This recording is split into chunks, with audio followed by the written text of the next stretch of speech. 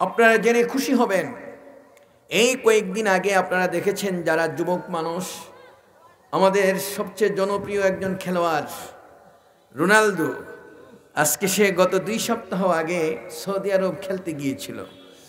সেখানে খেলতে গিয়ে যখন আল্লাহর কোরআনের আয়াতগুলি তার মাথার সামনে পেশ করা হলো, কোরআনের তেলাওয়াত শুনতেছিল, যেখানে যায় এখানে কোরআনের আয়াত চলছে, জোরে বলেন না সুবহানাল্লাহ।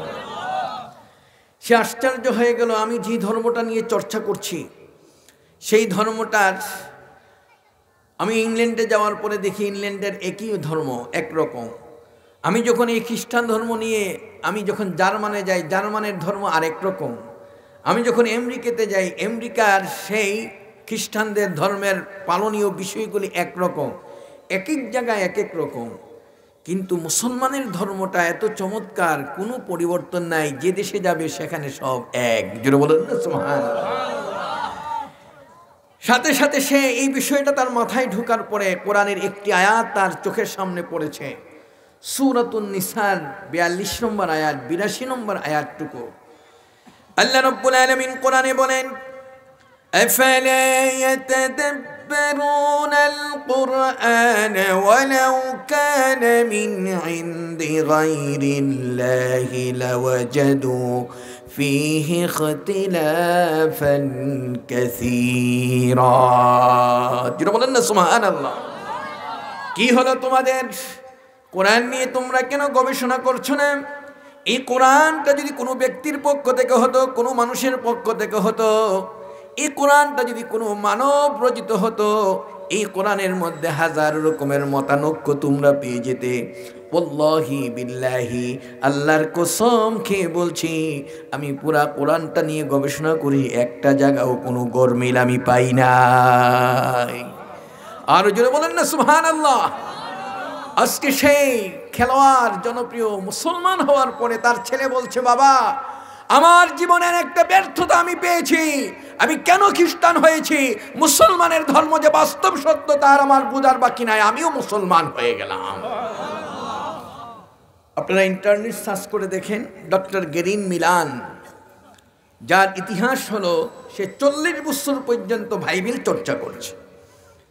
বাইবেল চর্চা করার পরে তার মাথায় ঢুকেছে কোরআনের কতটা ভুল আছে, এই ভুলগুলি আমি তুলে ধরব।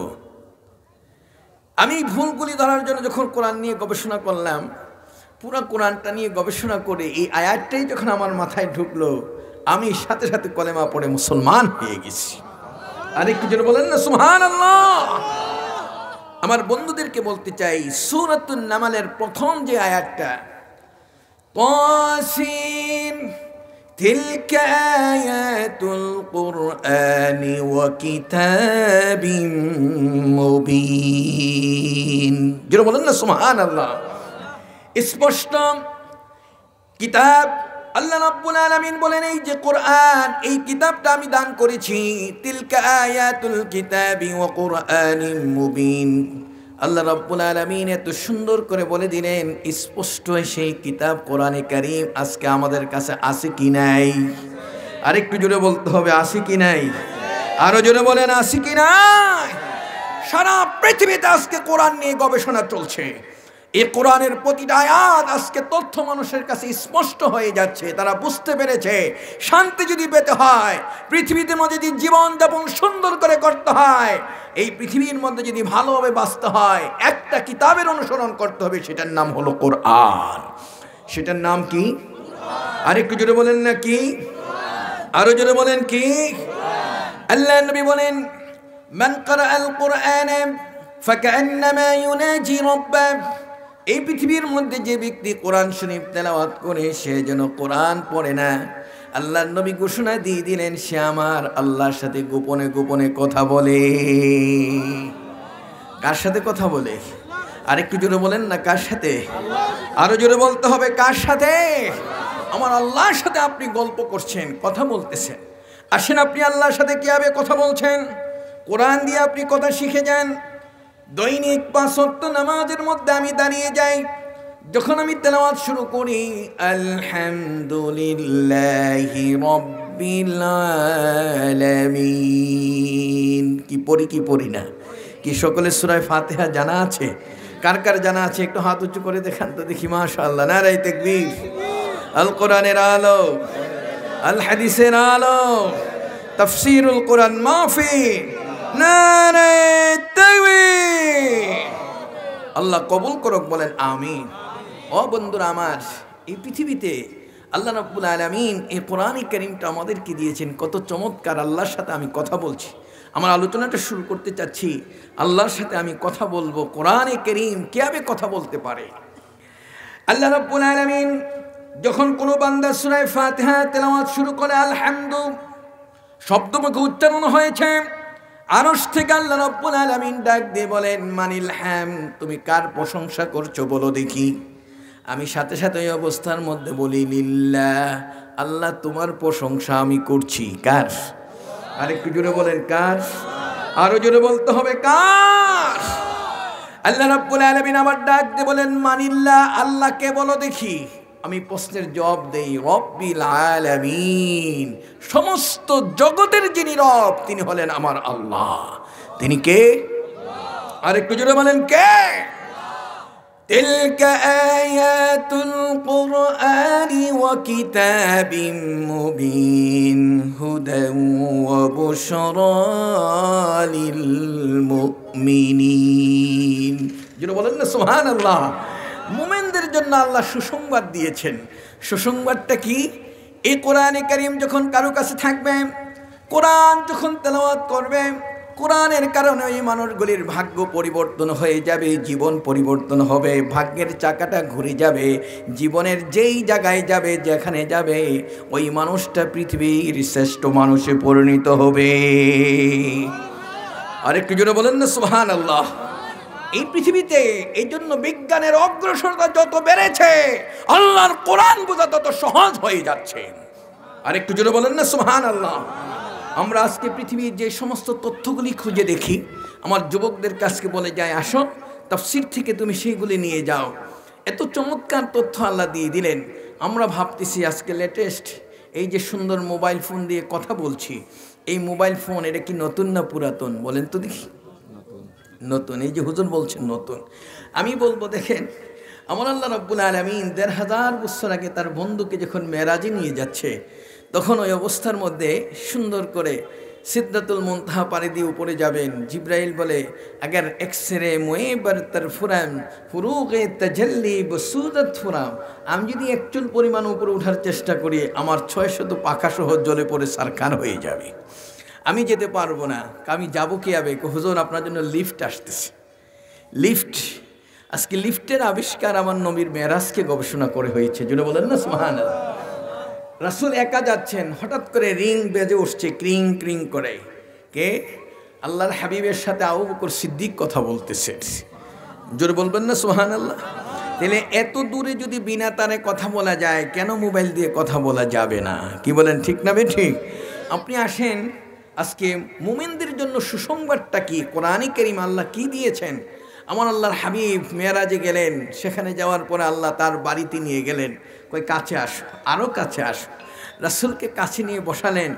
বসানোর পরে সুন্দর করে, আমাদের দেশে কিছু মুফাসসিরিনে কেরাম আছে যারা মুস্কি হাসি দিয়ে আপনাদের সামনে এসে তাফসির করে, সুন্দর করে তাফসির শোনায়। তারা বলে, আল্লাহর সাথে আমার নবীর সাথে কখনো দেখা হয় নাই। এটা কি আমরা মানব? আসতে বললেন কেন মানব? আরো জোরে বলেন, কি মানব? এই ফুলতলি সিলসিলার ইতিকাদ বিশ্বাস হলো, শুধুমাত্র আমার আল্লাহ তার হাবিবের সাথে দেখা করে নাই, আমার আল্লাহর সাথে সরাসরি আমার নবীর সাথে মুলাকাত হয়েছে। কি কথা বলেন, ঠিক না বেঠে? আপনি নাসাই শরীফ খুলে দেখেন, কি চমৎকার কথা, কি সুন্দর। রাসূল বলছেন, ইন্নী রাআইতু আযজা ওয়া জাল্লা বিআহসানি সুওয়ার, আমি শুধু আল্লাহকে দেখি নাই, সর্ব উত্তম আকৃতিতে আমি আল্লাহকে দেখেছি। আসেন আপনি তাফসীর খুলতে গিয়ে, আল্লাযীনা ইউমিনুনা বিল গায়বি ওয়া ইউকিমুনাস সালাত। যিনি বলেন না সুবহানাল্লাহ। এই আয়াতের তাফসীরের মধ্যে গায়েব কাকে বলে? গায়েবের প্রথম ব্যাখ্যা লেখছে ১৪০টা তাফসীরের মধ্যে গায়েব মানে হলো আল্লাহ, গায়েব মানে হলো ফুলসিরাত, গায়েব মানে হলো জান্নাত, গায়েব মানে হলো জাহান্নাম, গায়েব মানে হলো কবর। আমি প্রশ্ন করতে চাই, এই পৃথিবীর মধ্যে গায়েব, আমার নবী জান্নাত দেখছে কি দেখে নাই? সকলে জোরে বলেন না কেন, দেখছি কিনা? রাসূল সাল্লাল্লাহু আলাইহি ওয়াসাল্লাম জাহান্নাম দেখছি কি দেখে নাই? রাসূলের সাথে আমার আল্লাহর সাথে দেখা হয়েছে কি হয় নাই? তাহলে গায়েবের সর্বোত্তম তাফসীর হলো আল্লাহ। তাইলে আমার নবী যে আল্লাহকে দেখেছেন তার প্রমাণ আছে কি নাই? জোরে বলতে হবে, আছে কি নাই? আসেন, আমার আল্লাহ রাব্বুল আলামিন তার বন্ধুকে পাশে নিয়ে বললেন, এই হাতের পাশে আসো, কাছে আসো।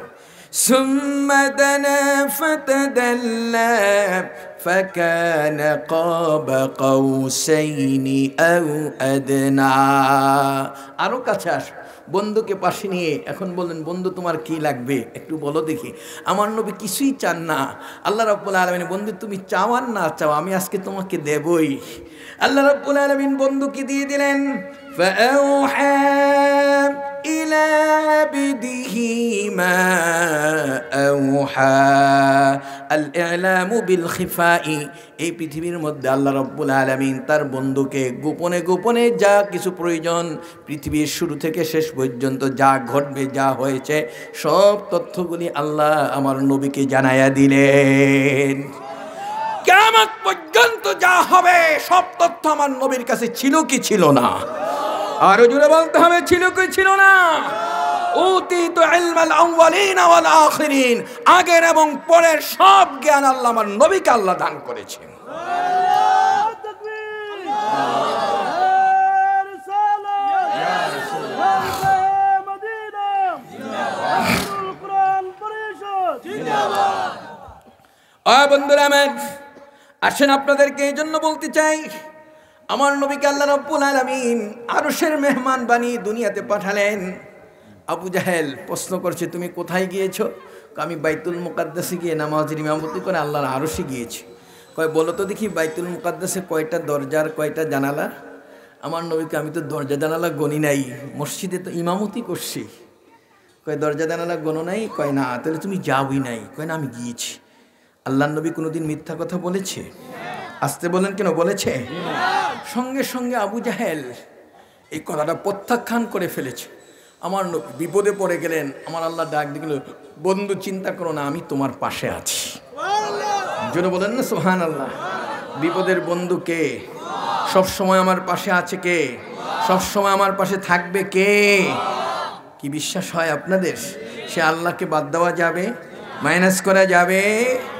বন্ধুরা আমার, এই জন্য আপনাদের খেদমতে বলবো, যারা এখানে বসা আছেন, আমার নবী হলেন রহমাতুল লিল আলামিন আর আমার আল্লাহ হলেন রব্বুল আলামিন। জোরে বলেন না সুবহানাল্লাহ। সমস্ত মুফাসসিরিন কেরাম এখানে বসা আছেন, পৃথিবীর সমস্ত তাফসীর কারক যারা আছে তাদের কাছে চ্যালেঞ্জ করলাম, সূরা ফাতিহার আলামিন আর সূরা আম্বিয়ার আলামিনের মর্যাদা কোনোটা কি একটা থেকে আরেকটা কমানোর সুযোগ আছে? কথা বলেন না কেন আছে? কেউ কমাতে পারবে না। যেই জায়গা আমার আল্লাহ রব্বুল আলামিন, সেই জায়গা আমার নবী হলেন রাহমাতুল লিল আলামিন। জোরে বলেন না সুবহানাল্লাহ।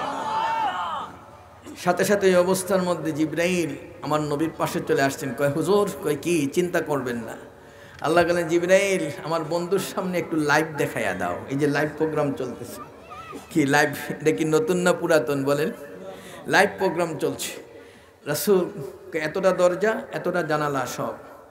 কয় তুমি তো সব সত্যিই বলছো, আমি তো দেখে দেখে বলতেছি। তাহলে আজকে যে লাইভ প্রোগ্রাম হচ্ছে এটা কি নতুন?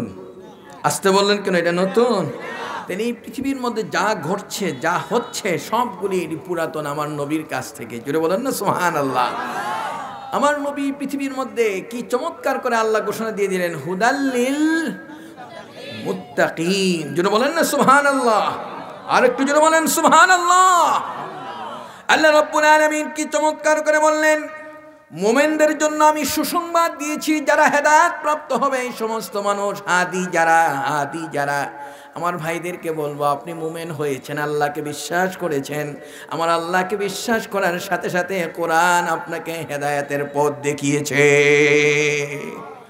যখন কোরআনের কাছে আসছে এই পৃথিবীর মধ্যে, বিশ্ব সন্ত্রাসী হযরত ওমর ফারুক মুসলমান হয় নাই, আমার নবীর মাথা নেওয়ার জন্য যখন চলে আসছে, যখন ঘরে বের হওয়ার পরে তলোয়ারিটা ঘোরাচ্ছে, কোথায় যাও? মুহাম্মদের মাথা আনতে যায়। কয় তাই নাকি? কয় হ্যাঁ। ঘরের খবর রাখো, কি হয়েছে? তোমার ভগ্নিপতি সাঈদ, তোমার বোন ফাতেমা দুজনেই মুহাম্মদের অনুসরণ করে। কয় তাই নাকি? কয় হ্যাঁ। সঙ্গে সঙ্গে ভগ্নিপতির বাড়িতে গেলেন, গিয়ে দেখে ঘরের মধ্যে আল্লাহর কোরআন তেলাওয়াত হচ্ছে। আর একটু জোরে বলেন না সুবহানাল্লাহ।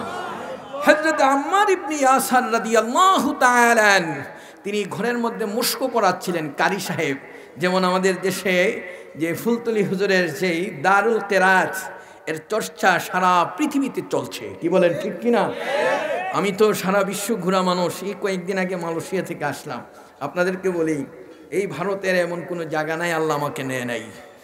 সেই দারুল কেরাত যেখান থেকে সূচনা হয়েছে, যেই জায়গা থেকে শুরু হয়েছে, সেটা হলো আপনার হযরতে ফুলতলি রহমাতুল্লাহ আলাইহি হুজুরের সেই শ্বশুরালয় যে জায়গাটা পাশেই, সেই জায়গার মধ্যে আপনার যে বুরাক নদী, এই বুরাক নদীর পাড়ে যে মসজিদটা আছে, সেই মসজিদ থেকে প্রথম সূচনা হয়েছে।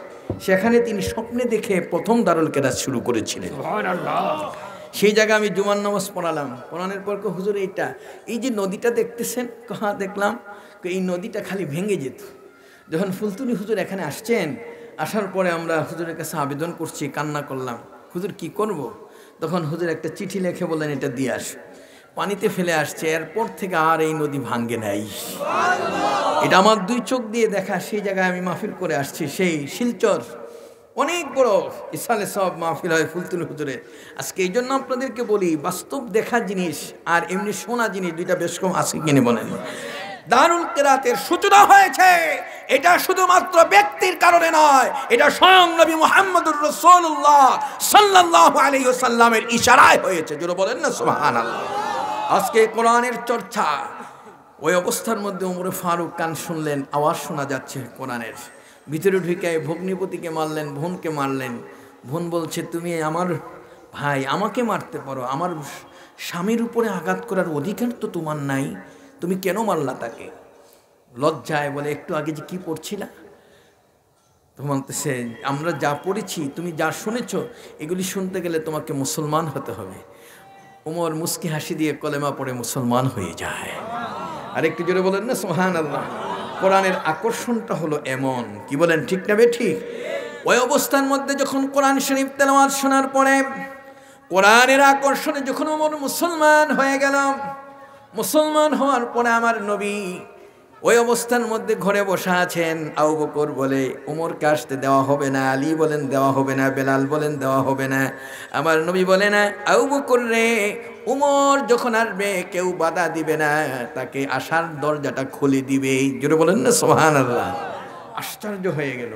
আমি যে কথাটুকু বলতেছিলাম সেটা হলো, ওই অবস্থার মধ্যে ওমর আসতেছে, কেউ বাধা দিচ্ছে না। রাসূলের দরজার সামনে এসে রাসূলের দিকে তাকানো। আমার নবী ওমর নাকি মাথাটা দিয়ে চোখের পানি ছেড়ে দিয়ে বলছেন, শোনো শোনো, আমি এতদিন পর্যন্ত অপেক্ষায় ছিলাম, আজকে আপনার কদমে মাথা নেওয়ার জন্য এসে মাথাটা আপনার কদমে আমি দিয়ে দিলাম। জোরে বলেন না সুবহানাল্লাহ। আর একটু জোরে বলেন না সুবহানাল্লাহ। ওমর কলেমা পড়ে মুসলমান হয়ে যায়। আমার নবী বসা আছেন ঘরের মধ্যে, আর ওমর ওই জায়গায় মুসলমান হয়েছে। আমার নবীর সেই মেসেঞ্জারের মধ্যে, ইনবক্সের মধ্যে মেসেজটা চলে আসছে যে ওমর মুসলমান হয়ে গেছে। জোরে বলবেন না সুবহানাল্লাহ। তাইলে এই মেসেঞ্জার এটা কি নতুন না পুরাতন? বলেন, কি নতুন না পুরাতন বলতে হবে। আসো কোরআনের সাথে। এই জন্যই তো আজকে কোরআনে কারীম, তিলকা আয়াতুল কোরআন ওয়া কিতাবুম মুবিন, এই আয়াতের ব্যাখ্যা যদি করি সারা রাত্র শেষ হয়ে যাবে, কত শুনবেন। আসেন, আমাদের জন্য সুসংবাদটা হলো, এই কোরআনের কাছে যেই লোকটাই আসে, ওই মানুষটাই জগতের শ্রেষ্ঠ মানুষ হয়ে যায়। আরেকটু জোরে বলবেন না সুবহানাল্লাহ। আরেকটু জোরে বলেন না সুবহানাল্লাহ। কোরআনের স্পর্শে আমরাও যখন আসবো, আমাদের সেই পরিবর্তন আসা দরকার আছে কি নাই? আরেকটু জোরে বলতে হবে, আছে কি নাই? আল্লাহ রাব্বুল আলামিন এই জন্য বলেন, এই পৃথিবীর মধ্যে الذين يقيمون الصلاة ويؤتون الزكاة ومما رزقناهم ينفقون। জোরে বলেন না সুবহানাল্লাহ। আল্লাহ রাব্বুল আলামিন বলেন, যারা এই পৃথিবীর মধ্যে নামাজ প্রতিষ্ঠা করে, নামাজি ব্যক্তি, এই সমস্ত এই পৃথিবীতে নামাজি ব্যক্তিদেরকে আল্লাহ প্রশংসা করে কোরআনের আয়াত নাজিল করেছেন। আল্লাযীনা ইম্মাক্কান্নাহুম ফিল আরদি ওয়া আকামুস সালাহ, এই পৃথিবীর নেতৃত্ব, কর্তৃত্ব, ক্ষমতা সব কিছু আমি তাদেরকে দেব যারা নামাজ পড়ে। আর একটু জোরে বলবেন না সুবহানাল্লাহ? আজকে কাফের, মুশরিক, বেঈমান, ইহুদি আজকে তারা দেশ পরিচালনা করবে, এটা আমার আল্লাহ কখনো বলে নাই। আল্লাহ বলছেন নামাজি ব্যক্তিরা দেশ পরিচালনা করবে। একজন নামাজি ব্যক্তি যদি একটা সমাজ প্রতিষ্ঠা করে, নামাজি ব্যক্তি যদি সমাজের নেতা হয়, ওই সমাজে চুরি হবে না, ডাকাতি হবে না, সন্ত্রাসী হবে না, বেহায়াপনা হবে না, জানা হবে না, মদ খাবে না, ওই সমাজটা ভালো মানুষ হতে পারে কি পারে না? আর একটু জোরে বলেন, পারে কি পারে না? বন্ধুরা আমার, এই জন্য আপনাদেরকে বলতে চাই, আল্লাহ রাব্বুল আলামিন সূরাতুন নামলের মধ্যে এই জন্য এত চমৎকার করে আয়াতগুলি এক এক করে সেট করলেন, এত চমৎকার করে বলে দিলেন হযরতে মূসা নবী আর ফেরাউন, এই ফেরাউনের ইতিহাসটা তুলে ধরে আল্লাহ রাব্বুল আলামিন বলে দিলেন, এই জগতের মধ্যে ফেরাউন এত বড় ক্ষমতাধর ব্যক্তি ছিল, কিন্তু মূসা আলাইহিস সালাতু ওয়াস সালাম তার সামান্য একটু ক্ষমতার কাছে তিনি পরাভূত হয়েছিলেন। ঠিক কি কথা বলেন, ঠিক না বেঠি? মূসা আলাইহিস সালাতু ওয়াস সালাম সুন্দর করে তার বাহিনী নিয়ে গেলেন, পিছনে হলো নদী নীল নদ, আর সামনে হলো ফেরাউনের সৈন্যরা আসতেছে। আসার পরে মূসা নবী এখন ভাবলেন যে আমি কি করব এখন। আল্লাহকে, মূসা তোমার হাতের যে লাঠিটা আছে এটা দিয়ে নদীতে আঘাত করো। নদীর মধ্যে যখন আঘাত করলেন, আঘাত করার সাথে সাথে ভিআইপি রোড, পিচ ডালাই রাস্তা 12টা হয়ে গেল। নদীর মধ্যে কয়টা রাস্তা হয়েছে? 12টা রাস্তা হয়ে গেছে 12টা দলের জন্য। নকিব ছিলেন 12টা, রাস্তা হয়েছে কয়টা? 12টা। আরো জোরে বলতে হবে, কয়টা? মূসা নবী তার সৈন্য নিয়ে 12টা দল নিয়ে বের হয়ে ওই পারে চলে গেলেন। রাস্তা তো হয়ে আছে। ফেরাউন চিন্তা করছে এটা বাপদাদার দিনের রাস্তা, এই রাস্তা দিয়ে আমাকেই যেতে হবে। যাবে, আল্লাহ কয় ওমা কারু ওমা কারাল্লাহ ওয়াল্লাহু খায়রুল মাকিরিন। আল্লাহ কয় আমি তোমাদেরকে ছাড় দেই, ছেড়ে দেই। কি কথা কি বুঝতে পেরেছেন? আল্লাহ কি দেন, কিন্তু ছেড়ে দেন না। সময় মতো টেট্টা বাপে সেটটা কত। এখন ফেরাউন এসে দেখে যে এত সুন্দর রাস্তা যখন হয়েই আছে, মূসা নবী যখন যাইতে পারছে, আমি তো এর আগে যাইতে পারবো, আমার ক্ষমতা আছে। যখন সকলকে নিয়ে, সৈন্য নিয়ে যখন উঠলেন রাস্তার মধ্যে, নদীর মাঝামাঝি গেছে, আস্তে করে রাস্তা নাই, সব পানির নিচে। এখন ইঁদুর যেরকম পানি খাইতে খাইতে শেষ হয়, সব পানিতে গেছে। আমার আল্লাহ রাব্বুল আলামিন ফেরাউনের অবস্থা হলো এই যে ওই অবস্থার মধ্যে মাটির জন্য, পানির জন্য, মাছের জন্য, কুমিরের জন্য, সমস্ত কীট পতঙ্গের জন্য আল্লাহ বলে দিলেন এই লাশ তোমরা কেউ খাবে না। জোরে বলেন না সুবহানাল্লাহ? আর একটু জোরে বলেন সুবহানাল্লাহ। আনা রাব্বুকুমুল আলা। ফেরাউন দাবি করেছে আমি বড় খোদা।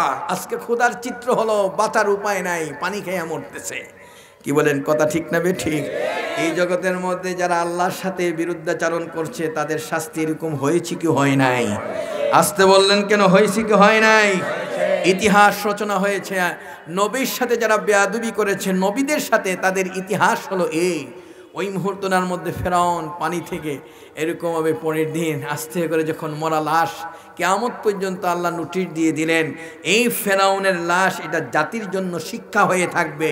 যত ফেরাউন এই পৃথিবীর মধ্যে দেশ শাসন করতে গিয়ে মানুষের উপরে জুলুম করেছে, অত্যাচার করেছে, অবিচার করেছে, তাদের শাস্তি এমন হবে, এই শাস্তির ঘোষণা দিয়ে আল্লাহ তার ইতিহাস রেখে দিলেন। জোরে বলেন না সুবহানাল্লাহ? আর একটু জোরে বলেন সুবহানাল্লাহ। আমার বন্ধুদেরকে বলবো, যুবকদেরকে বলবো, আজকে দেশকে আপনি শাসন করবেন। আল্লাহ রাব্বুল আলামিন কোরআনে ঘোষণা দিয়ে দিলেন ওয়াহুশিরা লিসুলাইমান জুনুদুহু মিনাল জিন্নি ওয়াল ইনসি ওয়াত তাইরি ফাহুম ইউজাউন। আসেন, কি চমৎকার করে বললেন, একটা দেশ রক্ষা করার জন্য 3টা বাহিনী লাগে। কয়টা? আর একটু জোরে বলতে হবে, কয়টা? একটা হলো পদাতিক বাহিনী, একটা হলো নৌবাহিনী, একটা হলো বিমান বাহিনী। এখন বলবেন হুজুর পাইলেন কোথায়? তাফসীর দেখেন, ওহশির আলি সুলাইমান জুনুদুহু মিনাল জিন্নি ওয়াল ইনসি ওয়াত তায়রি ফাহুম ইউজাউন। তার তিনটা বাহিনী ছিল, একটা হলো জিন জাতি, এই জিন জাতি হলো নৌবাহিনী, আর ইনস হলো তার পদাতিক বাহিনী, আর ছিল আপনার তৈর মানে পাখি ছিল, এটা হলো বিমান বাহিনী। জুড়ে বলেন না সুবহানাল্লাহ। তাইলে একটা দেশ রক্ষা করার জন্য কয়টা বাহিনী লাগবে? আসতে বললেন কেন? কয়টা? আরো জোরে বলেন কয়টা? এই তিনটা বাহিনী তিনি গঠন করলেন। এই সমস্ত বাহিনীর প্রধান হবে পদাতিক বাহিনী থেকে। এই জন্য দেশের প্রেসিডেন্ট আপনি শহীদ জিয়াউর রহমান বলেন, এরশাদ বলেন, অমুক বলেন, সুমক বলেন, এই পদাতিক বাহিনী থেকে প্রেসিডেন্ট হয়েছে। কি বলেন, ঠিক না বে ঠিক? এই দেশের ইতিহাস, এটা কোরআনের তাফসীর। ওই অবস্থার মধ্যে নবী সুলাইমান আলাইহিস সালাতু ওয়াস সালাম তিনি হলেন প্রেসিডেন্ট। আর তিনটা বাহিনী গঠন করার পরে সব বাহিনী দিয়ে দেশ পরিচালনা হচ্ছে, দেশ রক্ষা হচ্ছে, সারা পৃথিবীর বাদশাহ তিনি। জোরে বলবেন না সুবহানাল্লাহ। সমস্ত এই পৃথিবীর সমস্ত জগৎকে তিনি শাসন করতে গিয়ে তার কথায় আপনার বাতাস থেমে যেত, পাখি উঠত, পিপিলিকা তার কথা শুনতো, সমস্ত প্রাণীগুলি তার কথা শুনতো। জোরে বলেন না সুবহানাল্লাহ।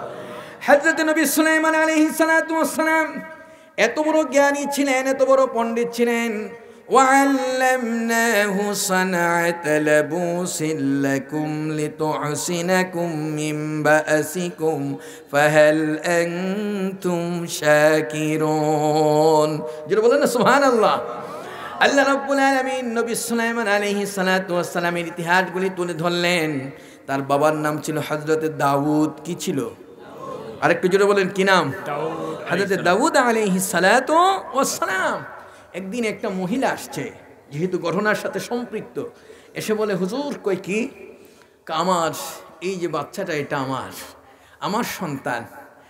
যেই মহিলা বলতেছে না এটা আমার সন্তান, দুইজনে মিলে একটা বাচ্চাকে নিয়ে ঝগড়া করছে। যার কলিজার টুকরা জন্ম দিয়েছে যে, সে প্রমাণ করে নিতে পারতেছে না।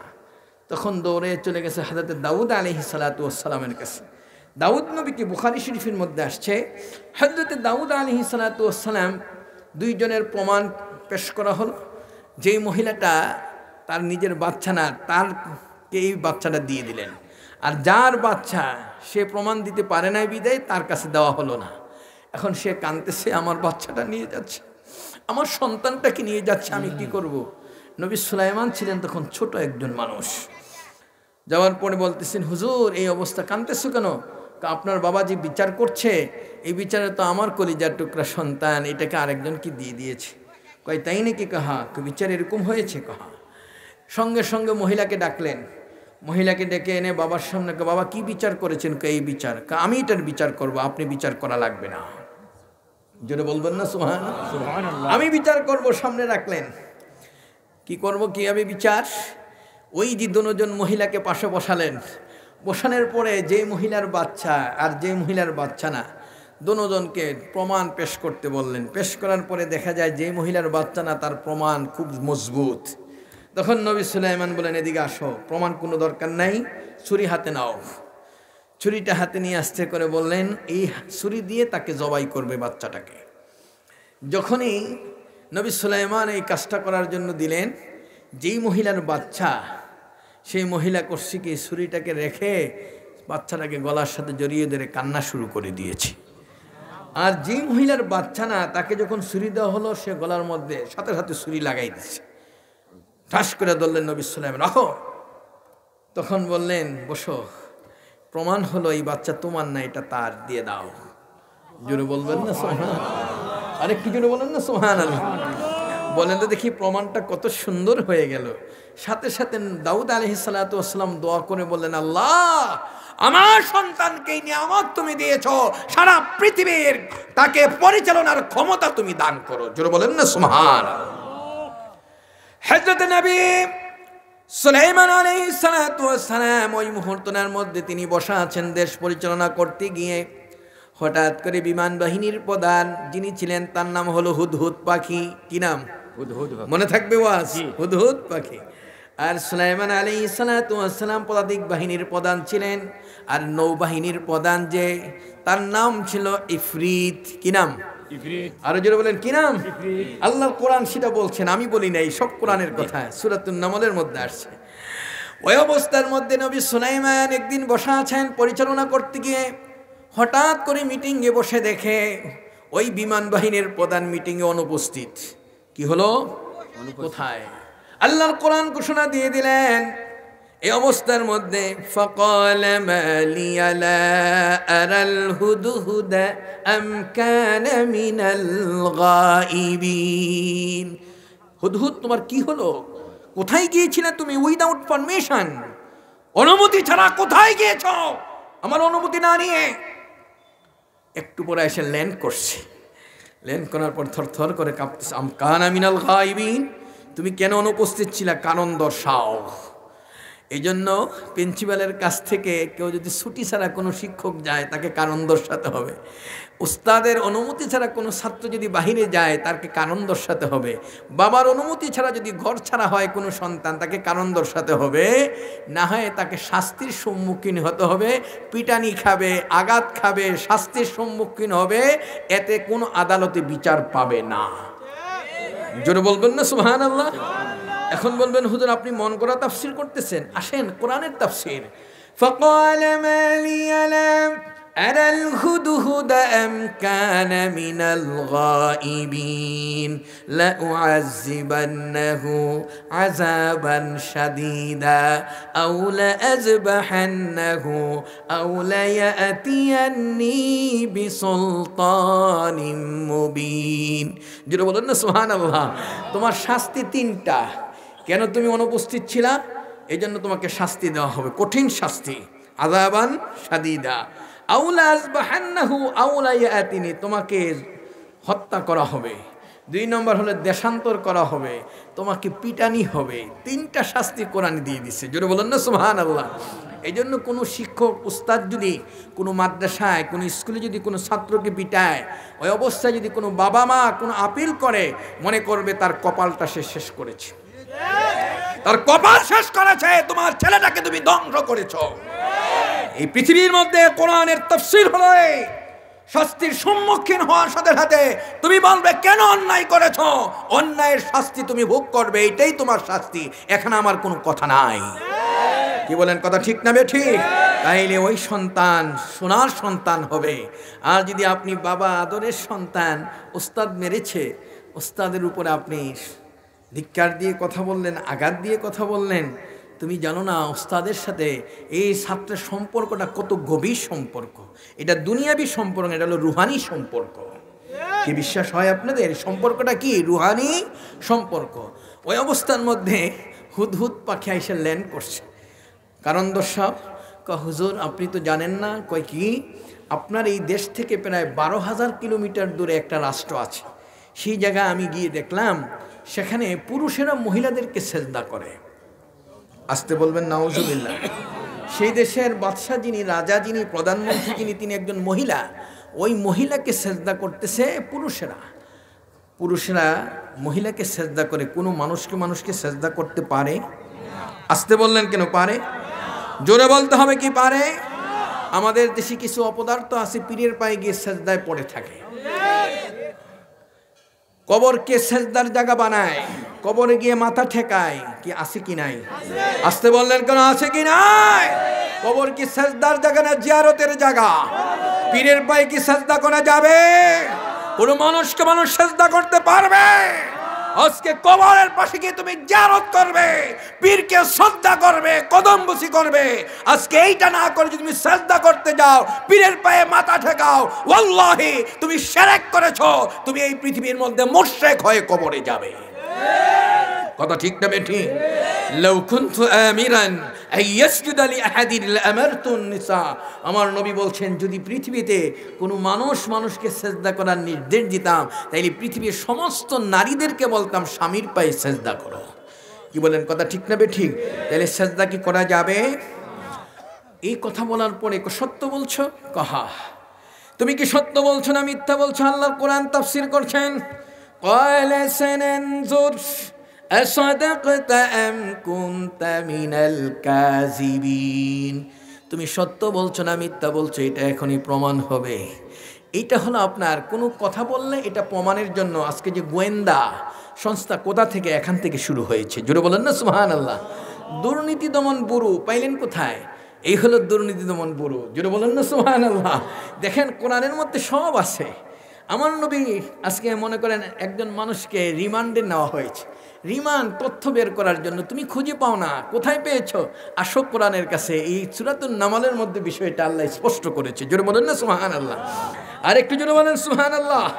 আপনি বলবেন, এখন বলবেন হুজুর রিমান্ডের বিষয়টা কেমন? আপনি তাফসির খুলে দেখেন। আল্লাহর নবীর একজন সাহাবী ছিলেন হাতিম ইবনে আবি বালতা রাদিয়াল্লাহু তাআলা।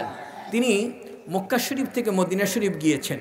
তার ছেলে সন্তান ছিল মদিনাতে, মক্কায় থাকা অবস্থায় তিনি করতেন কি, মক্কা মদিনা শরীফে রাসূল যা সিদ্ধান্ত নিতেন গোপনে গোপনে সবগুলি তাদের কাছে জানাই দিতেন। তো একদিন রাসূলের সিদ্ধান্ত কি হচ্ছে, কীভাবে যুদ্ধ করবে, এটা চিঠিতে লেখে একটা মহিলাকে দিয়ে সে পাঠাই দিছে খবরটা।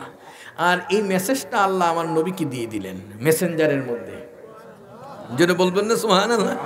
মেসেঞ্জারে আসার পরে রাসূল বলছে, এ আলী, কি কয় অমুকের কাছে এই তথ্য চলে যাচ্ছে, কিন্তু তাড়াতাড়ি যাও। কয় কোথায়? ওই যে হাতিম ইবনে আবি বালতা একজন মহিলা দিয়ে সে পাঠাই দিছে। কয় সত্য বলছো? হ্যাঁ সত্য, এই রাসূল বলছেন। দৌড়ে গেছে, মক্কার কাছাকাছি চলে গেছে মহিলাটা। এই দাঁড়াও, অ্যারেস্ট করে নিয়ে আসছে। এর নাম হলো রিমান্ড। এই কোরআনের তাফসীর। জোরে বলেন না সুবহানাল্লাহ। আনার পরে হাতিম ইবনে আবি বালতা এই চিঠিটা দিয়েছে, তাড়াতাড়ি দাও। আমার কাছে চিঠি নাই। মহিলা অস্বীকার করে, আঙ্গুলটা দেখছো, এটা দিয়ে পেট ফুটা করে দেব, তাড়াতাড়ি দাও। আঙ্গুল দেখেছো? কে বলতেছেন? শেরে খুদা হযরতে কি আলীর নাম শুনছেন আপনারা? আসতে বলেন কেন, শুনছেন? কি সাধারণ মানুষ ছিলেন? কি আলী ইবনে, যাকে শেরে খুদা বলা হতো। খাইবরের যুদ্ধ শুরু হয়েছে, আল্লাহর নবী বসা, আল্লাহি লা ইয়াতি আল্লাহুর রায়াতা ইয়াউমাল গাদ, আগামী দিন এমন ব্যক্তির হাতে আমার এই লাঠিটা দেব, বর্ষাটা দেব, যার দ্বারা খাইবর বিজয় হয়ে যাবে। সকলে ভাবলেন কার হাতে যে দে।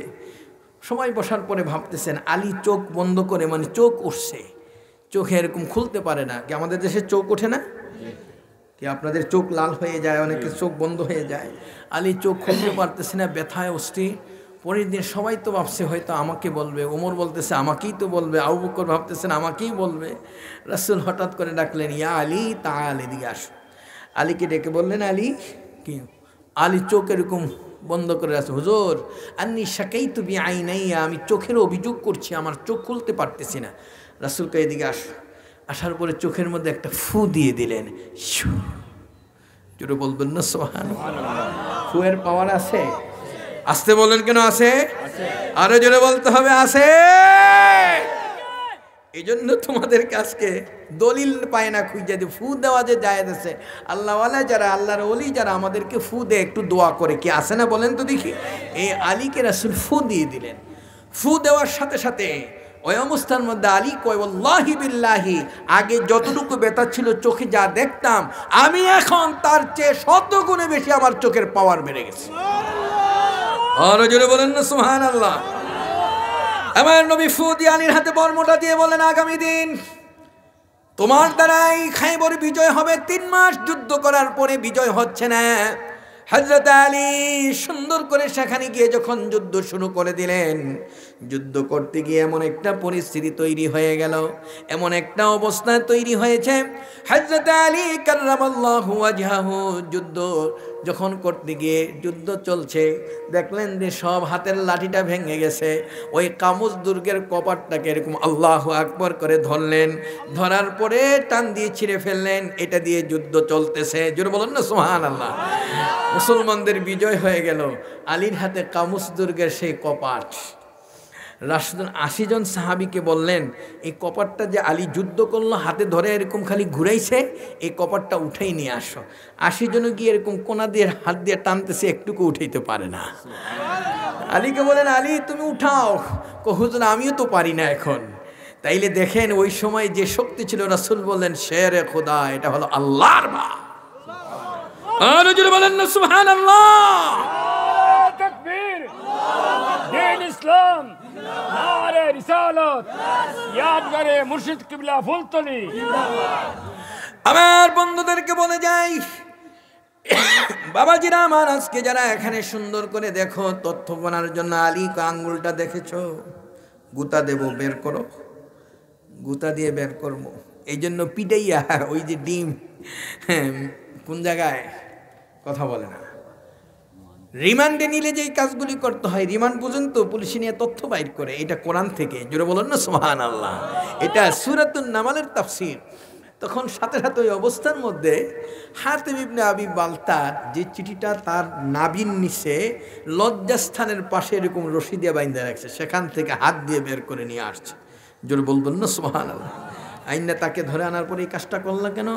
হুজুর আমি এই কাজটা এই জন্য করছি, আমার সন্তানগুলি মক্কা শরীফে আর আমি থাকি মদিনা শরীফে, আমি যদি তাদেরকে একটা তথ্য দেই তাহলে হয়তো আমার ছেলেদের উপরে তারা একটু রহম করবে, মারপিট করবে না। এই জন্য আল্লাহ নবী বলেন, তাই নাকি? কাহা, তুমি বদরি সাহাবী, আল্লাহ তোমাকে মাফ করে দিয়েছে। জোরে বলবেন না সুবহানাল্লাহ। আর একটু জোরে বলেন সুবহানাল্লাহ। আসো এই তাফসীরগুলি কোরআনে কারীমে সূরাতুন নামালের মধ্যে এত চমৎকার করে আল্লাহ করে দিলেন। ওই অবস্থার মধ্যে আল্লাহ রাব্বুল আলামিন নবী সুলাইমান আলাইহিস সালাতু ওয়াস সালামের পাশে হুদহুদ পাখি এসে বলে, হুজুর ওই মহিলা রানী বিলকিস, তাকে পুরুষেরা সেজদা করে। কয় তাই? কয় কি করা যায়? এদিকে আসো। সবাইকে ডাকছে, সবাইকে ডেকে বললেন, রানী বিলকিসের সিংহাসনটা একটা মুহূর্তের মধ্যে আমার সামনে কে এনে দিতে পারো বলো দেখি। এখন কেউ রাজি হয় না। বিমান বাহিনীর প্রধানকে বলে, তুমি পারবে?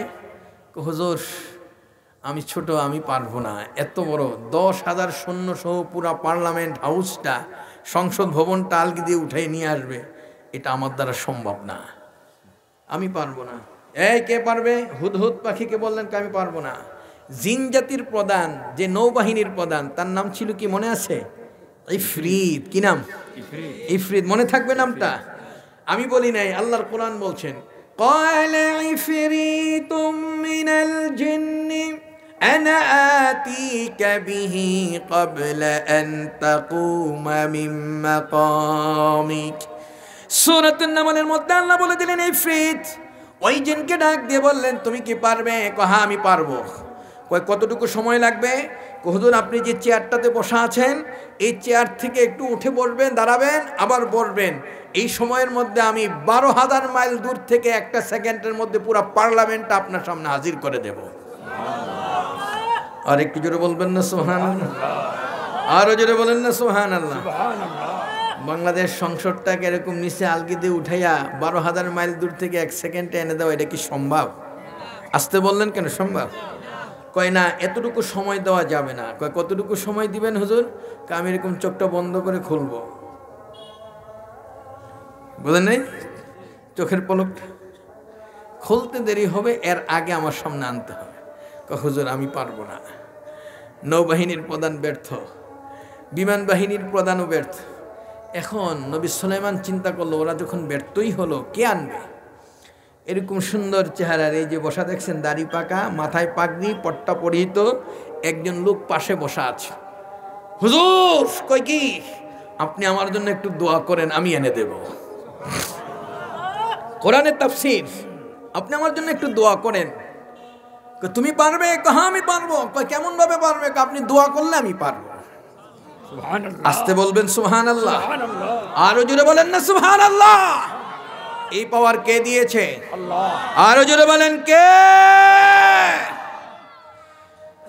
ওই অবস্থার মধ্যে নবী সুলাইমান যখন এই কথা বললেন, ওই বৃদ্ধ মানুষটা হুজুরের সামনে এসে মাথাটা নত করে বসে আছে। হুজুর আপনি আমাকে একটু দোয়া করে দেন, দোয়ার পাওয়ার আছে কি নাই? আরো জোরে বলতে হবে, আছে কি নাই?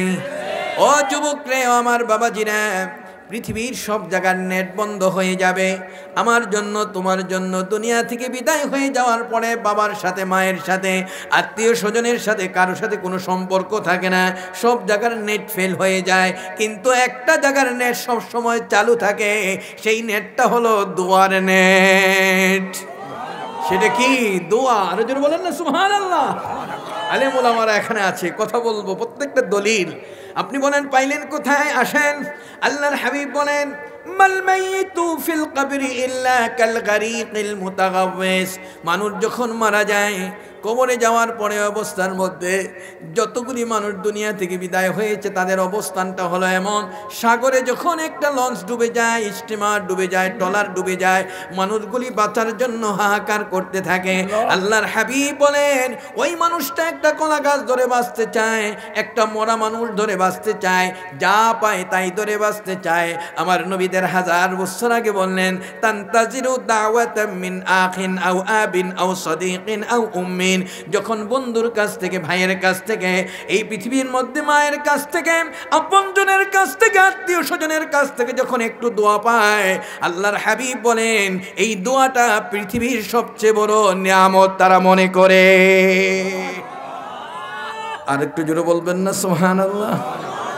এদিকে আমার নিজের কথা না হাদিসের কথা বলেন? তাইলে এই দোয়ার নেট এটা সব সময় চালু থাকুক, এটা আমরা চাই কি চাই না? চাই। আরো জোরে বলেন চাই কি চাই না? কে কে চাই হাত উঁচু করে দেখান দেখি। নারে তাকবীর, নারে তাকবীর, নারে রিসালাত, আল কোরআনের আলো, আল হাদিসের আলো, কোরআন সুন্নাত যেখানে আল্লাহ যেন কবুল করে, বলেন আমিন। আমার বন্ধুদেরকে বলবো আজকে যেহেতু অনেক দূর থেকে আসছে, সময় পেলে অনেক কথা বলতাম তথ্য বাস্তবতার নিরিখে, আজকে তোমাদের কাছে যে কথাগুলি বলে যাই, দেখো দোয়া কবুল হলো কিনা এটার প্রমাণটা আমরা পাই কিনা। সাহাবাই কেরাম রাসূলের কাছ থেকে দোয়া নিতেন, রাসূলের কাছে দোয়া যদি কবুল হতো মেসেজ চলে আসতো, আর দোয়া যদি কবুল না হতো তাও মেসেজটা চলে আসতো। নবীরা মেসেজ পাইতেন, আমি আর আপনি কি মেসেজ আসে বলেন আমাদের কাছে? আমাদের জন্য রাসূল ১৫০০ বছর আগে যে ব্যবস্থাটা করেছেন এটা অনেকেই জানি না আমরা। আজকে তোমাদের দোয়া কবুল হলো কিনা, আজকের মাহফিলে তুমি একটু ভালো মানুষ হইতে পারলা কিনা, সেটা কীভাবে বুঝবে যে আমার নামাজটা কবুল হলো কিনা, আমার ইবাদতটা কবুল হলো কিনা, আমি যে ওয়াজ শুনছি দোয়া করতেছি দোয়াটা কবুল হলো কিনা? দেখো তোমার হাতের মধ্যে আমার হাতের মধ্যে আল্লাহ কতগুলি রে দিয়েছেন, রেখা আছে দেখছেন? একটু হাত দিয়ে ধরে দেখেন তো রেখা আছে কিনা প্রত্যেকে। চিন্তা করেছেন এই রেখাগুলি কি জন্য আল্লাহ দিয়েছেন? একজনে বলেন তো দেখি, আজ পর্যন্ত কারো মাথায় কি ঢুকেছে এটা? এই রেখাগুলি আল্লাহ কেন দিলেন? আমাকে আপনাকে তৈরি করার পরে দুনিয়াতে যখন আমি ভূমিষ্ঠ হলাম, আমার হাতের এই রেখাগুলি ছাপটা আল্লাহর আরশের পাশে আল্লাহ রেখে দিয়েছে। জোরে বলবেন না সুবহানাল্লাহ? যখন কোনো মানুষ দুনিয়াতে আসে তার ওই আঘাতের ছাপ সেখানে আছে, ওইটাও বড় হতে থাকে, সেও বড় হতে থাকে, হাত তো বড় হয়, এই ছাপটা সেখানে থাকে। কেন রাখছেন? প্রমাণ হিসাবে আল্লাহ রাব্বুল আলামিন যখন বান্দা দুনিয়াতে কোনো ব্যক্তি আল্লাহর কাছে যখন হাত উঁচু করে, যেমন এক্সরের মাধ্যমে যেমন বুকের এক্সরে করলে রিপোর্ট পাই, হাত ভেঙে গেলে এক্সরে করলে রিপোর্ট পাওয়া যায় না, ইলেকট্রন এবং প্রজেক্টনের মাধ্যমে এই রিপোর্টটা চলে আসে। এমআরআই করলে যেমন আপনার রিপোর্ট আসে, সিটি স্ক্যান করলে যেমন ব্রেনের পুরা কোন জায়গায় কি হচ্ছে, রক্তক্ষরণ হলো কিনা রিপোর্ট আসে কি আসে না? কথা বলেন না কেন, আসে কিনা? তাইলে পাও ভেঙে গেছে এক্সরে করা লাগে কিনা? এই সবগুলি ইলেকট্রন এবং প্রজেক্টন দুইটার সমন্বয় এই রিপোর্টটা আসে। ঠিক তদ্রূপভাবে বান্দা যখন আল্লাহর কাছে হাত বাড়ায় তখন হাতের এই রেখাটা আমার আল্লাহর আরশের পাশে যে রেখা আছে এটার সাথে যখন অ্যাডজাস্ট হয়ে যায়, মিল হয়, তখন এটার রিপোর্টটা তার ব্রেনের মধ্যে চলে আসে। আসতে বলবেন সুবহানাল্লাহ? আর একটু জোরে বলেন না সুবহানাল্লাহ? তখন ব্রেনের মধ্যে আসলে কি হয় জানেন? তখন ওই যুবকটা, ওই মানুষটা যখনই চিন্তা করে, আরে আমি জীবনে এতটা অন্যায় করেছি, এতটা খারাপ কাজ করেছি, এত মানুষকে আমি মেরেছি, তার সম্পদ গ্রাস করেছি, আমি গুনার কাজ করেছি, জেনাবে বিচার করেছি, সব কাজগুলি তার মাথার মধ্যে চলে আসে। আনার পরে চোখ দিয়ে জর জর করে পানি পড়ে। আল্লাহর হাবিব বলেন যখনই পানিটা গালের বেয়ে বেয়ে পড়তে থাকে এই জায়গায় আসতে দেরি হয়, তার দোয়া কবুল হতে দেরি হয় না। জোরে বলবেন না সুবহানাল্লাহ? আজকে এই মাহফিলে তথ্য দিয়ে গেলাম, মনে রাখবে তোমার দোয়া কবুল হলে কিনা কোনো ইমাম সাহেবকে জিজ্ঞাসা করা লাগবে না, কোনো মুফাসসিরকে জিজ্ঞাসা করা লাগবে না, কোনো ব্যক্তিকে জিজ্ঞাসা করা লাগবে না, কোনো আলেমকে জিজ্ঞাসা করা লাগবে না, কোনো পীর সাহেবকে জিজ্ঞাসা করা লাগবে না, তুমি নিজেই বুঝতে পারবে আমার দোয়াটা কবুল হয়েছে কিনা। কি কথা ঠিক না বে ঠিক? আরো জোরে বলেন ঠিক কিনা? তাহলে আমাদের চোখের পানি আসার দরকার আছে কি নাই? তাহলে দোয়া দরকার আছে কি নাই? তাহলে দোয়ার পাওয়ার আছে। আসতে বললেন কেন? আছে, জোরে বলতে হবে আছে। আমি প্রতিটা কথা সূরাতুন নামলের তাফসীর কিন্তু এত চমৎকার, নবী সুলাইমান এসে বললেন, ওই লোকটা বুড়া মানুষ, তার নামটা তাফসিরের কিতাবে লিখেছে এত সুন্দর করে, নাম হলো আসিফ ইবনে বরখিয়া। আসিফ ইবনে বরখিয়া। সে আয়েশাকে, হুজুর কইকে আমাকে একটু ফু দিয়ে দেন, একটু দোয়া করে দেন, আমি রানী বিলকিসের সিংহাসন 10,000 সৈন্য একটা মুহূর্তের মধ্যে আপনার চোখের পলক মারার আগে আমি এনে দেব। সুবহানাল্লাহ। তুমি পারবে? হ্যাঁ আমি পারবো। এনে দিবে? পারবে? হ্যাঁ পারবো। জিন জাতি পারে নাই, হুদহুদ পাখি বিমান বাহিনীর প্রধান পারে নাই, মানুষ তার পাওয়ার কি ওই মুহূর্তের মধ্যে সাথে সাথে যখন বললেন, বলতে দেরি হলো, একটা সেকেন্ডের মধ্যে, একটা মুহূর্তের মধ্যে দোয়া করে দিলেন, ফু দিলেন। আসিফ ইবনে বরখিয়া চক্ষুটা বন্ধ করে চক্ষু খুলে রানী বিলকিস তার পুরা সিংহাসন সহ এই নবী সুলাইমানের সামনে হাজির হয়ে গেছে। আরেকটু জোরে বলবেন না সুবহানাল্লাহ? আরেকটু জোরে বলেন না সুবহানাল্লাহ? পুরা হাজির। হাজির হওয়ার পর তুমি পারলা কেমনি? এটা কি, এটা কি আমি সম্ভব হলো? এখন মনে মনে বলেন, হুজুর আপনি কি বানাইয়া কথা বলতেছেন? আসেন, আপনি কোরআনে আল্লাহ বলছে, ক্বালাল্লাযী ইনদাহু ইলমুম মিনাল কিতাবি আনা আতীকা বিহি ক্বাবলা আন ইয়ারতাদ্দা ইলাইকা তারফুক ফালাম্মা রাআহু মুস্তাকিররান ইনদাহু ক্বালা হাযা মিন ফাদলি রাব্বি। সূরা নামলের আয়াত। আরেকটু জোরে বলেন না সুবহানাল্লাহ? আল্লাহ রাব্বুল আলামিন যাদেরকে কিতাব দিয়েছেন, এজন্য সূরাতুন নামলের প্রথম আয়াতটা হলো তাসিন তিলকা আয়াতুল কুরআনি ওয়া কিতাবিম মুবিন। জোরে বলেন না সুবহানাল্লাহ? দেখেন কি সুন্দর তাফসীর, তাফসীরবিদ তাফসীর এত চমৎকার করে বলে দিলেন। কিতাব, এটার পাওয়ার, যাদেরকে আল্লাহ কিতাব দিয়েছেন, কিতাবের উপরে যদি আমল করে, কিতাব অনুযায়ী চলে, ওই মানুষটার পাওয়ার এমন হয়ে যায়। জোরে বলেন না সুবহানাল্লাহ? আর কিতাবের বাহিরে চলবে, কোরআনের বাহিরে চলবে, এই পৃথিবীর মধ্যে তোমার ধ্বংস ছাড়া উপায় নাই। কি বলেন, ঠিক কিনা? এই কোরআনকে তোমার এই জায়গায় জায়গা দাও, কোরআন অনুযায়ী জীবন পরিচালনা করো, কোরআন দিয়ে তোমার জীবন ব্যবস্থা করো, সংসার চালাও, দোকান চালাও, ব্যবসা চালাও, সব কিছু করো। পৃথিবীর শ্রেষ্ঠ ব্যবসায়ী হবে, শ্রেষ্ঠ রাজনীতিবিদ হবে, শ্রেষ্ঠ আদর্শ পরিবারের সদস্য হবে, দেশের শ্রেষ্ঠ রাষ্ট্রনায়ক হবে। কোরআন দিয়ে তুমি সমাজটাকে চালাও। জোরে বলেন না সুবহানাল্লাহ? আর একটু জোরে বলেন না সুবহানাল্লাহ? এই কোরআনের আইন যখন ছিল, কি সুন্দর শান্তি ছিল, কোনো ধরনের মারামারি, কাটাকাটি, হানাহানি, হিংসা কিছুই ছিল না। কি কথা ঠিক না ঠিক? আরো জোরে বলেন ঠিক কি না? তাহলে আমরা চাই কি চাই না? আজকে সূরাত নামলের মধ্যে এই বিষয়গুলি আমাদেরকে অত্যন্ত চমৎকার করে তিনি বলে দিলেন, হাদা মিন ফাদলি রাব্বি। তুমি এটা পারলা কেমনে? তখন আসিফ ইবনে বরখিয়া কাঁদতেছে আর বলে, হুজুর আপনি মনে মনে ভাবতেছেন এটা আমি কোনো ক্ষমতা, আমার শক্তি দিয়ে আমি আনছি, এটা আমার শক্তি দিয়ে আনি নাই। এই ক্ষমতা কে দিয়েছে? আরো জোরে বলবেন না কে? আল্লাহ। আরো জোরে বলেন কে? আল্লাহ। আরো জোরে বলেন কে? তাহলে সে আল্লাহ এখন আছে কি নাই? সকলে জোরে বলতে হবে, আছে কি নাই? নবী সুলাইমানের উম্মতের পাওয়ার যদি এমন হয়, তাহলে উম্মতে মুহাম্মাদের পাওয়ার কি তার চেয়ে কম না বেশি? আর একটু জোরে বলতে হবে, কম না বেশি? আরো জোরে বলেন, কম না বেশি? এই বেশিটা কেমন? আমরা যারা এখানে বসে আছি, আমাদের পাওয়ার কত বেশি আপনি জানেন না। উম্মতে মুহাম্মাদের পাওয়ার এত বেশি আল্লাহ করে দিয়েছেন। হযরতে তাফসীর, আপনার এই পৃথিবীর মধ্যে তাফসীর রুহুল বয়ানের মধ্যে লিখেছেন, লিখতে গিয়ে আল্লামা শাজালি রহমতুল্লাহ আলাইহি, নাম শুনছেন মনে হয় আপনারা, যিনি শাজালিয়া তরিকার যিনি ইমাম, তিনি বলছেন, আমি ঘুমাচ্ছি বাইতুল মুকাদ্দাস। বাইতুল মুকাদ্দাসের নাম শুনছেন? জি। বাইতুল মুকাদ্দাসে ঘুমাই রয়েছি, স্বপ্ন যুগে দেখতেছি আল্লাহর নবীকে। সুবহানাল্লাহ। কাকে দেখলাম? আল্লাহর নবীকে। আল্লাহর নবীকে দেখার পরে রাসূল ওয়াজ করতেছেন, সামনে হাজার হাজার মানুষ বসা আছে। রাসূল ওয়াজ করতে গিয়ে বললেন কি জানেন? উলামা ও উম্মতি কাম্বিয়াই বানি ইসরাইল। আমার উম্মতের মধ্যে যারা আলেম, তারা বনি ইসরাইলের এক একজন নবীর মর্যাদা রাখে। আর একটু জোরে বলেন না সুবহানাল্লাহ? আজকে তোমাদেরকে বলি, একজন নবীর মর্যাদা রাখে একজন আলেম। এই যে বসা আছে, এক একজন নবীর মর্যাদা রাখে। জোরে বলেন না সুবহানাল্লাহ। এই পার্ট দিয়ে একজন লোক দাঁড়াইছে, দাঁড়ায় একটা, হুজুর কই কি আপনি যা বলছেন সব ভালো লাগছে, এই কথাটা আমার ভালো লাগে নাই। কই কি আপনার উম্মত বনি ইসরাইলের একজন নবীর মর্যাদা রাখে, এটা আমি মানি না।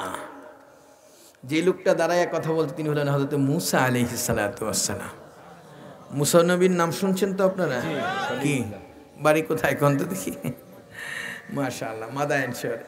হযরত মূসা মাথার মধ্যে সাদে কোনো মাল ছিল না, টাক্কু মাথা ছিল, এত জিদ ছিল খালি আগুন বের হতো। ঘরের মধ্যে বসা আছে, আজরাইল ঘরে ঢুকছে, এই থাপ্পড় মারছে, দিয়ে চোখ ফলাই দিছে। আজরাইল চোখ লয়ে আল্লাহর কাছে, আল্লাহ আল্লাহ কই কি আমার চোখ ফলাই দিছে? কই কে? আপনার নবী মূসা। কই কোনো বেয়াদবি করছো নাকি? আল্লাহ কোনো বেয়াদবি করিনি, খালি ঢুকছে এই থাপ্পড়টা মারছে, অবস্থা খারাপ। কয় তাই নাকি? কাহা আল্লাহর সাথে সাথে হ্যালো মাই মূসা। মূসা নবী তুর পাহাড়ে আল্লাহর সাথে নেট কায়েম ছিল, সরাসরি যোগাযোগ। এই মূসা, আজরাইল যে মারছো, আমার আজরাইল এত বড় সাহস তোমার? মারমু না। অবস্থা খারাপ। সুবহানাল্লাহ। বাপ ছেলে দুইজনে ঝগড়া হইতে আছে, পোলার কণ্ঠ বাপের উপরে। এখন বাবাকে, বাবা আস্তে কথা কও, মানুষে কই কি বলেন ঠিক কি না? আমার আল্লাহ কয়, এই মূসা কি হয়েছে? কুমার মুনা এটা একটা বেয়াদব। কয় কি বেয়াদব? আমি রুমে বসা আছি, ঢুকছে, আমাকে সালাম দেয় নাই। জোরে বলবেন না সুবহানাল্লাহ? আর একটু জোরে বলেন না সুবহানাল্লাহ? এখানে একটা মাদ্রাসা আছে, কি মাদ্রাসা এটা? আসিরগঞ্জ আলিম মাদ্রাসা। আলিম মাদ্রাসা। দাখিলের ক্লাসে প্রথম হাদিসের যে মেশকাতুল মাসাবি কিতাবের প্রথম যে ভাবটা, এটার নাম কি বলেন? মাশাআল্লাহ, এই তো প্রমাণ পাইছেন। বাবু সালাম দিয়ে প্রথম শুরু হয়েছে। উস্তাদ ক্লাসে বসা আছে, ছাত্র যদি এরকম হামসে মাঙ্গা ডাঙ্গারে নিয়ে খুব শুষ্ক করে যায়, ঢুকে সালাম দেয় না, এটা বেয়াদব। বাবা বসে আছে, সামনে দিয়ে চলে গেছে, সালাম দেয় নাই, বেয়াদব। মুরব্বী বসে আছে, সালাম দেয় নাই, বেয়াদব। ঘরে গেছে উস্তাদ, বড় ভাই বসা আছে, সালাম দেয় নাই, কি? জোরে বলেন কি? থাপ্পড় দিলে কোনো আদালতে বিচার পাবে না, ওই আজরাইল থাপ্পড় খাইছে। কি কথা কি বুঝতে পারছেন? শিক্ষা মাহফিল থেকে এগুলি শিখতে হবে, কি বলেন ঠিক না বেটি? তাহলে সালাম দেওয়া লাগবে কি লাগবে না? জোরে বলেন কি লাগবে কি লাগবে না? মূসা নবীর ঘটনা বলা উদ্দেশ্য নয়, তাফসীরের সাথে অ্যাডজাস্ট হওয়ার কারণে আমি কথাটা বলে যাচ্ছি, যেহেতু তাদের ঘটনাবলী এখানে আসছে। ওই অবস্থার মধ্যে মূসা নবী কয়, আমি সব মানি, এটা মানি না। আরে কি হয়েছে আপনার, মানেন না কেন? কয় না মানি না। আল্লাহ নবী মুস্কি হাসি দিয়ে বললেন, ওই যে দেখো একটা লোক বসা আছে, এই লোকটা আমার উম্মত, তোমাদের চেয়ে বেশি মর্যাদা রাখে। মূসা নবী কয়, তুমি দাঁড়াও, আমি তোমারে কিছু প্রশ্ন করব, তুমি যদি জবাব দিতে পারো তাইলে মনে করবো যে না, বনি ইসরাইলের নবীর মর্যাদা তোমাদের আছে। দাঁড়াইছে, যাকে প্রশ্ন করার জন্য দাঁড় করাইছে তিনি হলেন এই পৃথিবীর মধ্যে যার নামটা আমাদের কাছে পরিচিত, তিনি হলেন হযরতে শাহ মহিউদ্দিন ইমাম গজ্জালি রহমতুল্লাহ আলাইহি। গজ্জালির নাম শুনছেন আপনারা? রহ গিয়া রসমে আযা রোহে বেলালি না রহি, ফলসফা রহ গিয়া তলকিন গজালি না রহি, মসজিদ মরসিয়া খাহি কোই নমাজি না রহি, यानी ओ औसाफे হেজাজি না রহি। আজান দেওয়ার প্রথা আছে, নাই বেলালের প্রাণের সারা, ফলসফার থাকলে কি হয় গজ্জালিরও শিক্ষা ছাড়া। জোরে বলবেন না সুবহানাল্লাহ? ইমাম গজ্জালি মূসা নবীকে, আমি এক প্রশ্ন করবো, আপনি জবাব দিন। উনি প্রশ্ন করছে একটা, উনি জবাব দিছে 10টা। কয়টা প্রশ্ন করছে? কয়টা জবাব দিছে? মূসা নবী দিয়ে এমনি মন খারাপ, আরো রাগ হয়ে গেছে। এত বড় সাহস, আমি প্রশ্ন করলাম একটা, তুমি জবাব দাও 10টা, পাইছো কোথায়? রাসূল তো বসা আছেন, মূসা নবী রাগী। হুজুর আপনি আমাকে বেয়াদব বলছেন? হ্যাঁ বেয়াদব বলছি। আমি প্রশ্ন করছি একটা, তুমি জবাব দিলা 10টা, কারণটা কি? হুজুর এটা তো আপনি আমাদেরকে শিখাইছেন, আমরা তো আপনার কাছ থেকে শিখছি। আরেকটু জোরে বলবেন না সুবহানাল্লাহ? মানে কি আপনি বড় বেয়াদব বুঝাইতে চাইছে? হুজুর এই বেয়াদবি তো আপনার কাছ থেকে শিখছি। কই কেমন? যেদিন তুর পাহাড়ে আল্লাহ আপনাকে প্রশ্ন করছিলেন, ওমা তিলকা বিয়ামিনিকা ইয়া মূসা, হে মূসা তোমার ডান হাতে কি? আল্লাহ প্রশ্ন করছে কয়টা? একটা। উনি করছে কি আল্লাহর সাথে সম্পর্ক বেশি করার লাইগা। কি কথা বোঝেন না? ওই মুহূর্তের মধ্যে প্রেমিক প্রেমিকার মধ্যে কথা চলতেছে, হ্যাঁ মাসুকে একটা কথা কয় আর উনি 10টা কয়। কি লেগা? মোহাব্বত বাড়ানোর জন্য। উনি আল্লাহর সাথে সম্পর্কটা বানানোর জন্য আমার আল্লাহ রাব্বুল আলামিন জিজ্ঞাসা করছে, হে মুসা তোমার ডান হাতে কি? উনিকে ক্বালা হিয়া আসাই, আমার হাতে একটা লাঠি, আতাওয়াক্কাউ আলাইহা, আমি এটার উপরে ভর করে চলি, ওয়া আহুশু বিহা আলা গানামি, আমি এটা ছাগলের পাতা পারি, এটা করি সেটা করি, রাত্রে লাইট জ্বালাই, সাপ মারি, শত্রু মারি, এই করি। কয়টা? 6টা জবাব দিছে। প্রশ্ন করছে কয়টা? জবাব দিছে কয়টা? 6টা। প্রশ্ন করছে। মুসা নবীর দিকে তাকায় কয়, হুজুর আল্লাহ যে একটা প্রশ্ন করলো আপনি 6টা জবাব দিলেন কেন? আপনি জানেন না আমি আখিরি জমানার নবীর উম্মত, আমাদের পাওয়ার বেশি? আপনার খবর নাই? আপনি একটা প্রশ্ন করেছেন যে আমি 10টা জবাব দিয়েছি। আর যদি বলেন না সুবহানাল্লাহ। আজকে এই তাফসীরের মধ্যে উদ্দেশ্য হলো একটাই, নবী সুলাইমানের উম্মত যদি এত পাওয়ারফুল হয়, উম্মতে মুহাম্মাদের পাওয়ার তার চেয়ে হাজার হাজার গুণে বেশি আছে কিনা? আর যদি বলতে হবে আছে কিনা? এরকম আল্লাহু আকবার, ইয়া রাসূলুল্লাহ জিন্দাবাদ। আমি তোমাদেরকে বলে দিয়ে যাই বাবাজিরা আমার, আমাদের সারসিনা, আমরা তো একই সিলসিলার মানুষ। ফুলতুলি হুজুর, বদরপুরি হুজুর, সারসিনার ফুরফুরার হুজুর, কি বলেন ঠিক না? সব জায়গার গোড়া এক জায়গায়। সারসিনার হুজুর একজন মুরিদ ছিল, নাম হলো নুরুদ্দিন। এই লোকটা পাসপোর্ট হারাই ফেলছে সৌদি আরব গিয়ে, কাঁদতেছে, এমন কান্না বাড়িতে আসতে পারবে না। তখন মসজিদে নবীর দারোয়ানরে বলছে যে আমি তো পাসপোর্ট হারাই ফেলছি, টাকাও নাই, পয়সা নেই, আমি যাবো কীভাবে? আরও অনেক আগের কথা। উনি করছি কি কয়, রাত্রে 3টার সময় বাংলাদেশি একজন শায়েক আসে, তুমি সেখানে যাবে, তার কাছে যে মনের কথা বলবে। সে যায় খুব কান্নাকাটি করে যে বলছে, বলার পর হুজুর তার দিকে তাকাইয়া বলেন, বসো। ফজরের নামাজের আজান হচ্ছে, আজানের সময় চোখ বন্ধ করো। মসজিদে নববীর মধ্যে আজান চলতেছে, আশহাদু আল্লাহ ইলাহা, 2বার বলার পরে আশহাদু আন্না মুহাম্মাদুর রাসূলুল্লাহ, চোখ খুলবা না। আশহাদু আন্না মুহাম্মাদুর রাসূলুল্লাহ যখনই বলছে, বলার সাথে সাথে দেখে চোখ খুলো, খুললে দেখে দেয় এসব বাইতুল মুকাররমের উত্তর গেটে বসে রয়েছে, ঢাকা শহরের বাইতুল মুকাররমে। তা আসার পরে আর মসজিদে নববীতে নাই, চলে আসছে। লোকটা খালি এই কাজটা হইল কি? আমি ছিলাম মসজিদে নববীর মধ্যে, আমি আসলাম এখানে, হুজুরে কুমিল্লা মাহফিল করতে আসছে। যুবকটা লালমনিরহাট বাড়ি দৌড়ে আসছে, আয়াকে হুজুর আপনি আমাকে মদিনা শরীফ থেকে আনছে, চোখ বন্ধ করো কথা। এই ছিল আল্লাহর ওলিদের পাওয়ার। জোরে বলেন না সুবহানাল্লাহ। এমনও হয়েছে ফুলতুলি হুজুরের অনেক কারামত আমি পড়েছি। এখানে বসাচ্ছিলেন, দেখা যায় যে অনেক খাদেমরা বসা আছে, হুজুরে খুঁজে পাওয়া যায় না। শোনা যায় যে হুজুর গিয়ে মসজিদে নববীর মধ্যে নামাজ পড়তেছে। আর জোরে বলেন না সুবহানাল্লাহ। এই হলো আল্লাহর ওলিদের এই ক্ষমতা কে দিয়েছে? এই ক্ষমতার আয়াতগুলি এত সুন্দর সূরা নামলের মধ্যে আসছে। আসিফ ইবনে বারখিয়া 12,000 কিলোমিটার দূর থেকে একটা সেকেন্ডের মধ্যে যদি আনতে পারে, তাহলে উম্মতে মুহাম্মাদের পাওয়ার তার চেয়ে বেশি হতে পারে কি পারে না? আর জোরে বলেন পারে কি পারে না? যুবক, শেষ মুহূর্তে এসে তোমাদেরকে আমি বলে দিয়ে যাই, আজকে কোরআনে কারীমের সূরাতুন নামলের মধ্যে যে বিষয়টা আমাদেরকে ঘোষণা দিয়েছেন, ইল্লা মান তাবা ওয়া আমানা ওয়া আমিলা আমালান সালিহা ফাউলাইকা ইউবাদদিলুল্লাহু সাইয়্যাতিহিম হাসানাত। কি বলেন না সুবহানাল্লাহ। এই পৃথিবীর মধ্যে যারা আল্লাহ রাব্বুল আলামিন কোরআনে ঘোষণা করেছেন, যারা তওবা করে, নেক আমল করে, আমি আল্লাহ রাব্বুল আলামিন তাদের জীবনের যত গুনাহ আছে আল্লাহ আমি সব মাফ করে দেই।